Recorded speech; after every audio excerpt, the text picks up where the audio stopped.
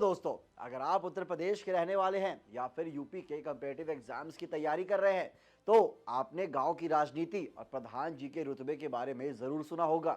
लेकिन क्या आपको पता है कि यूपी पंचायत इलेक्शन 2026 की हलचल अब तेज हो चुकी है। जी हां, वर्तमान पंचायतों का 5 साल का कार्यकाल 26 मई 2026 को खत्म होने वाला है और इलाहाबाद हाई कोर्ट ने भी चुनाव आयोग से फाइनल शेड्यूल मांगा है।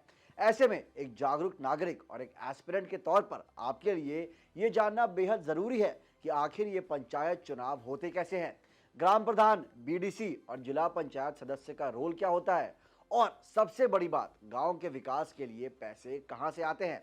आज से हम शुरू कर रहे हैं एक स्पेशल वीडियो सीरीज जहां हम पंचायत इलेक्शन के हर एक पहलू को, जैसे कि इसका पूरा प्रोसेस, रिजर्वेशन के नियम और पंचायतों के फंक्शन एकदम आसान भाषा में समझेंगे। तो चलिए इस लोकतंत्र की बुनियाद वाली सीरीज का पहला एपिसोड शुरू करते हैं। दोस्तों, अब बात करते हैं उत्तर प्रदेश के उस विशाल प्रशासनिक ढांचे यानी एडमिनिस्ट्रेटिव स्ट्रक्चर की, जिसे गांव की सरकार कहा जाता है। आंकड़ों के लिहाज से देखें तो उत्तर प्रदेश भारत का सबसे बड़ा राज्य है, जहां 75 जिले यानी डिस्ट्रिक्ट्स हैं। लेकिन क्या आप जानते हैं कि इन 75 जिलों के नीचे लोकतंत्र की कितनी गहरी जड़ें हैं। यूपी की पंचायती राज विभाग और हालिया ई ग्राम स्वराज डेटा के मुताबिक प्रदेश में कुल 75 जिला पंचायतें हैं। इसके नीचे ब्लॉक स्तर पर 826 क्षेत्र पंचायतें हैं और अगर हम सबसे जमीनी स्तर यानी ग्राम पंचायतों की बात करें तो उत्तर प्रदेश में इसकी संख्या लगभग 57,700 से लेकर 58,189 के बीच है। यानी जब हम पंचायत चुनाव की बात करते हैं तो हम दुनिया के सबसे बड़े लोकल बॉडी इलेक्शंस की बात कर रहे होते हैं। इतने बड़े लेवल पर चुनाव कराना किसी चुनौती से कम नहीं और यही कारण है कि यहाँ का पॉलिटिकल मैनेजमेंट पूरे देश के लिए एक केस स्टडी बन जाता है। अब सबसे बड़ा सवाल, आखिर प्रधान जी बनने के लिए या बीडीसी और जिला पंचायत का चुनाव लड़ने के लिए आपके पास क्या क्वालिफिकेशन होनी चाहिए। दोस्तों, यहाँ सबसे जरूरी पॉइंट है एज। ध्यान रखिए, वोट डालने की उम्र भले ही 18 साल हो, लेकिन पंचायत चुनाव लड़ने के लिए आपकी उम्र कम से कम 21 साल होनी चाहिए।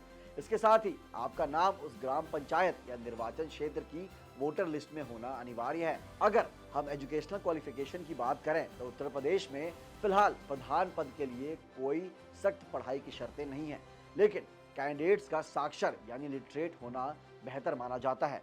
इसके अलावा कुछ डिस्क्वालिफिकेशंस भी हैं, जैसे कि कैंडिडेट किसी सरकारी लाभ के पद यानी ऑफिस ऑफ प्रॉफिट पर ना हो, दिवालिया ना हो और उस पर कोई गंभीर क्रिमिनल केस ना चल रहा हो। तो अगर आप इन क्राइटेरिया को पूरा करते हैं तो आप भी लोकतंत्र की सबसे जमीनी चुनाव का हिस्सा बन सकते हैं। अब जरा बात करते हैं उस सोशल इंजीनियरिंग की जिसने ग्रामीण भारत की तस्वीर बदल दी। एस्पिरेंट्स, ध्यान से नोट कीजिएगा, पंचायती राज व्यवस्था में आरक्षण यानी रिजर्वेशन का बहुत बड़ा रोल है। संविधान के मुताबिक पंचायतों में एससी और एसटी को उनकी जनसंख्या के अनुपात में सीटें रिजर्व की जाती है। लेकिन सबसे क्रांतिकारी बदलाव है महिलाओं के लिए आरक्षण यानी वुमेन्स रिजर्वेशन। कम से कम 1/3 यानी 33% सीटें महिलाओं के लिए रिजर्व होना अनिवार्य है।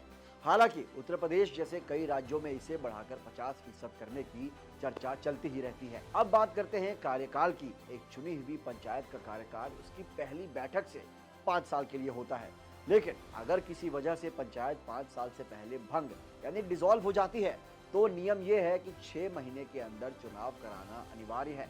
तो दोस्तों, ये टाइम बाउंड प्रोसेस ही पंचायतों को एक मजबूत और भरोसेमंद लोकतांत्रिक संस्थान बनाता है। अब जरा समझते हैं पंचायतों के उस स्ट्रक्चर को जिसने पूरे देश में गांव की सरकार का एक जैसा मॉडल तैयार किया है। एस्पिरेंट्स, 73वें संविधान संशोधन ने हर राज्य में 3 टियर पंचायती राज सिस्टम को अनिवार्य यानी मैंडेटरी बना दिया है। इसका मतलब है कि हर राज्य में ग्राम, ब्लॉक और जिला, इन तीनों स्तरों पर पंचायतें होनी ही चाहिए। लेकिन यहाँ एक बहुत ही दिलचस्प और एग्जाम ओरिएंटेड फैक्ट है। संविधान ने छोटे राज्यों को एक विशेष छूट यानी ऑप्शनल क्लॉज दी है। नियम यह है कि जिस राज्य की जनसंख्या 20 लाख से कम है वहाँ ब्लॉक लेवल या मध्यवर्ती स्तर यानी इंटरमीडिएट लेवल पर पंचायत बनाना अनिवार्य नहीं है। यानी एक छोटे राज्य चाहे तो सीधे ग्राम पंचायत और जिला पंचायत वाला 2 टियर सिस्टम भी रख सकते हैं। इस विकेंद्रीकरण यानी डिसेंट्रलाइजेशन का सबसे बड़ा फायदा यह है कि इससे पूरे देश में एक यूनिफॉर्मिटी यानी एक रूपता आई है। अब चाहे यूपी हो या एमपी, पंचायतों का मूल ढांचा एक जैसा है, जिससे सरकारी योजनाओं को जमीन तक पहुंचाना और भी ज्यादा आसान हो गया है। तो फ्रेंड्स, आज के इस पहले एपिसोड में हमने समझा कि पंचायती राज का ढांचा क्या है, चुनाव लड़ने के लिए क्या योग्यता चाहिए और कार्यकाल के नियम क्या है। लेकिन यकीन मानिए, ये तो बस शुरुआत है। इस सीरीज के अगले एपिसोड में हम और भी गहराई में उतरेंगे। हम बात करेंगे ग्राम सभा की ताकतों के बारे में, समझेंगे कि आरक्षण का रोटेशन यानी रोटेशन ऑफ रिजर्वेशन काम कैसे करता है, और सबसे इंपॉर्टेंट एक एस्पिरेंट के तौर पर आपको बताएंगे कि 29 सब्जेक्ट्स यानी 29 सब्जेक्ट की लिस्ट क्या है जिन पर पंचायतें काम करती हैं। अगर आप यूपी के एग्जाम की तैयारी कर रहे हैं या सिर्फ एक जागरूक नागरिक बनना चाहते हैं तो इस सीरीज का एक भी एपिसोड मिस मत करिएगा। अगर आपके मन में पंचायत चुनाव को लेकर कोई भी सवाल या डाउट हो तो नीचे कमेंट्स में जरूर पूछिए। हम कोशिश करेंगे कि अगली वीडियो में उन्हें कवर करें। तब तक के लिए देखते रहिए जागरण जोश। जय हिंद।